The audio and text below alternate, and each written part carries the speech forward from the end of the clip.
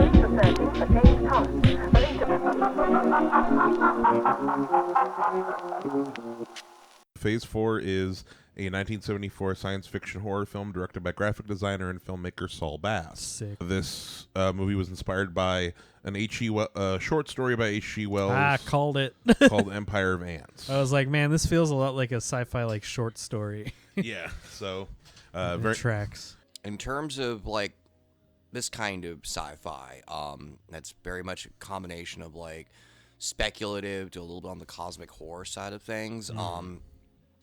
Actually, I recommended prior before us watching it, I mentioned Peter Weir's Picnic at Hanging Rock, which is very much cosmic horror but done very subtly, and it's more about just like the sense of awe and mystery and that there's something bigger than humanity and you don't know how to come to terms with it. You know?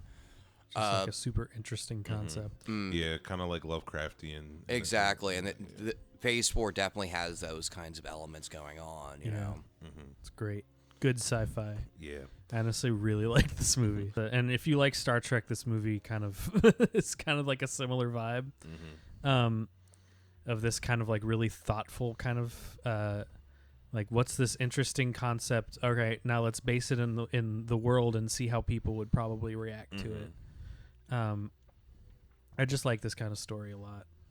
It makes me think of like these like old. Like I kept saying, like it reminded me of like this feels like a short story that would be like in like a science magazine or like a or sci-fi writing magazine. And it was quick that you pointed out that it's based on or loosely based on H.G. Wells' Empire of the Ants.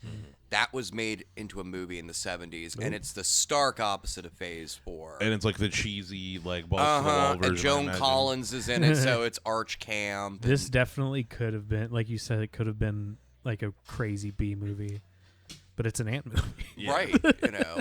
It's an A movie. It's not a B movie. It's an A movie. It's not about bees. Yeah. Different hive insect. Yeah. Absolutely. I feel like kind of what you said, a lot of this kind of science fiction that like we crave, where it's like people, it's a lot more focused on the characters reacting to these situations and like what happens. The different takes on this thing that there might be. Yeah, like if you put real people in a situation where they have to encounter these things that you know make us question like fundamental things about ourselves, how they respond. It's the same thing as it's the same core of what makes what's it called, we mentioned it during the while we were watching Arrival.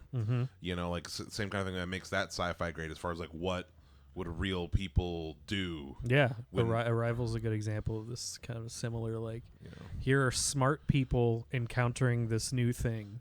And the reason it got brought up, I want to come back to it later, but just let people know the reason I brought it up is because we were talking about kind of the whole phase where like this movie is from the era where like, you know, nobody invested money into sci-fi, which not to say like this movie looks very good and the production value feels very high, but this is definitely like practically in front of you. It's pretty much a room and some close-up shots of ants. This set is a dome in the desert and sometimes a farmhouse. And it's not to say that is a bad thing. I think they work extremely well within their limitations. The police are searching for James Collins, believed